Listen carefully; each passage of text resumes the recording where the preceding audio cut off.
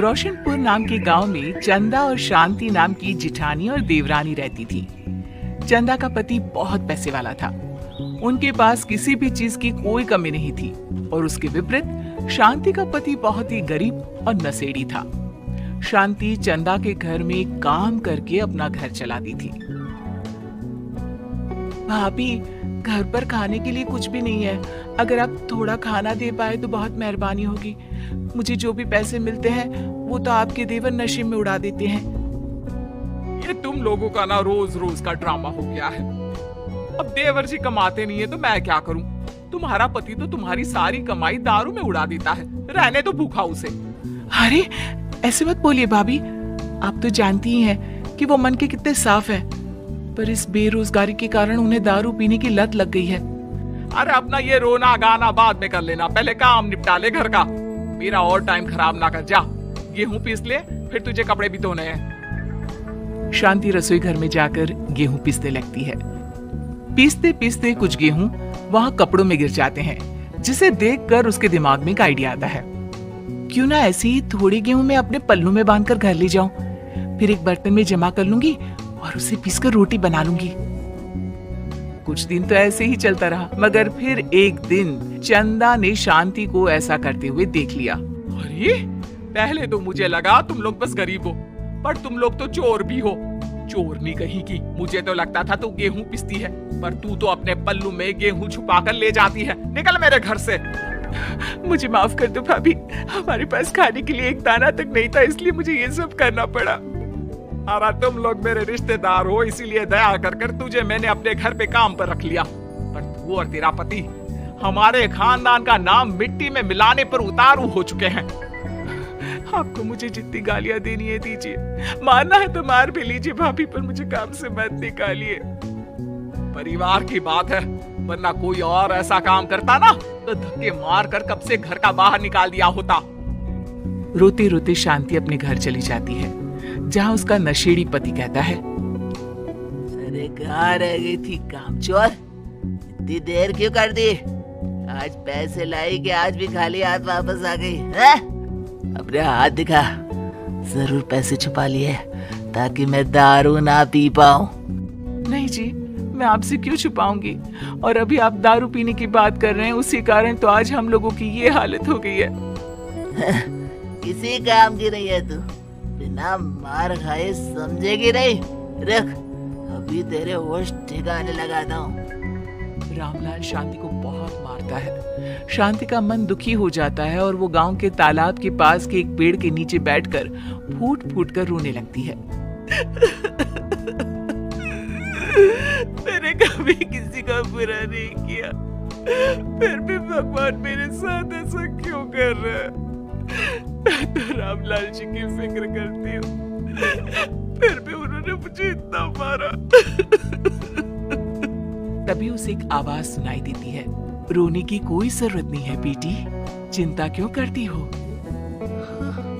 ये आवाज कहाँ से आ रही है? शांति अपने आसपास देखती है, उसे कोई नहीं दिखता।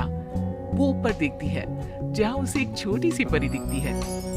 आप कौन है? आप तो कोई परी लगती हैं। हाँ बेटी, मैं इसी पेड़ पर रहती हूँ। मैंने तुम्हारी सारी बात सुनी, अब तुम्हें फिक्र करने की कोई जरूरत नहीं। अपनी आंखें बंद करो। शांति आंखें बंद करती है और जादुई परी अपनी छड़ी घुमाती है। उसकी छड़ी घुमाते ही पेड़ के सारे पत्ते सुनहरे रंग के हो जाते हैं। परी उनमें से एक पत्ता तोड़ लेती है और फिर से अपनी छड़ी घुमाती है, जिसके कारण सारे पत्ते पहले की तरह साधारण से दिखने लगते हैं। आंखें खोलो बेटा। लो, इस पत्ते को ले जाकर अपने तकिए के नीचे रख देना। ये तो एक साधारण पत्ता है, इससे क्या होगा? ठीक है, अगर आप कहती हैं तो मैं इसे रख लेती हूँ। शांति उस पत्ते को लेकर अपने घर जाती है और अपने कमरे में तकिए के नीचे रखकर सो जाती है। सपने में उसे वही पेड़ वाली जादुई परी दिखाई देती है।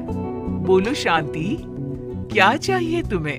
मैं चाहती हूँ हम बहुत अमीर हो जाए और मेरे पति नशा करना छोड़ दे, उन्हें कोई काम भी मिल जाए। कल जब तुम सुबह नींद से जागोगी, तुम्हारी इच्छा पूरी हो गई होगी। अगली सुबह शांति नींद से जागती है, अपने आसपास का नजारा देखकर चौंक जाती है। उसके बिस्तर पर चारों तरफ सोने चांदी रखे हुए थे। हे भगवान, कहीं मैं सपना तो नहीं देख रही? इतना सारा सोना, वो भी मुझ गरीब के पास। रामलाल जी को बताती हूँ, वो बहुत खुश होंगे।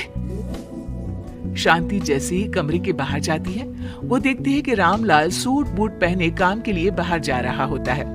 मुझे शहर में एक नौकरी मिल गई है शांति, मुझे आने में देर हो जाएगी, घर का ध्यान रखना। और इस तरह शांति बहुत अच्छा जीवन बिताने लगती है। उसके पास अब किसी भी चीज की कमी नहीं रह जाती। रातों रात शांति के पास आए इतने पैसों को देखकर उसकी जिठानी उससे पूछती है, अरे क्यों रे शांति, कहीं बड़ा हाथ मारा है क्या? अचानक तुम लोगों के पास इतना पैसा कैसे आ गया? नहीं नहीं भाभी, ये सब तो जादुई परी के दिए हुए पत्ते का कमाल है। शांति जादुई पत्ते के बारे में सारी बात चंदा को बताती है, जिसे सुनकर चंदा के मन में लालच आ जाता है और वो झूठ मूठ रोते हुए उसी पेड़ के नीचे जाती है जहाँ उसकी रोने की आवाज सुनकर जादुई परी कहती है, क्या हुआ बेटा, क्यों रो रही हो? मैं बहुत गरीब हूँ, मेरे पति मुझे बहुत मारते हैं, अब मैं जीना नहीं चाहती। चिंता मत करो बेटा, अपनी आंखें बंद करो। जादुई परी चंदा को भी उसी पेड़ का एक पत्ता देती है और तकिए के नीचे रखने को कहती है। चंदा उस पत्ते को लाकर अपने तकिए के नीचे रख लेती है और अगली सुबह जब उठती है तो उसके कमरे में चारों तरफ सांप बिच्छू रहते हैं। अरे बचाओ बचाओ, कोई मुझे बचाओ, ये कैसा पत्ता है जिसे लाने के बाद उस गरीब शांति के पास तो इतना सारा सोना आ गया और मेरे चारों तरफ ये सांप बिच्छू, अरे कोई बचाओ। चंदा अपनी जान बचाती हुई शांति के पास जाती है। चलिए भाभी, मुझे लगता है आपके घर में सांप बिच्छू को बस जादुई परी ही हटा सकती है। दोनों मिलकर जादुई परी के पास जाते हैं। ये सब तुम्हारे बुरे इरादों का नतीजा है चंदा। तुम झूठ मूठ बस पैसे के लालच के कारण यहाँ आकर रो रही थी, इसीलिए तुम्हें जादुई पत्ते ने उसकी सजा दी। अरे मुझे माफ कर दीजिए जादुई परी, मेरे मन में लालच आ गया था। अरे शांति, तुम भी मुझे माफ कर दो, मैंने तुम्हारे साथ बहुत गलत किया, फिर भी तुम मेरी मदद के लिए आई। चंदा को अपनी गलती का एहसास हो जाता है, इसलिए जादुई परी उसके घर से सारे सांप बिच्छू को गायब कर देती है। चंदा और शांति आपस में मिलजुल कर रहने लगती हैं।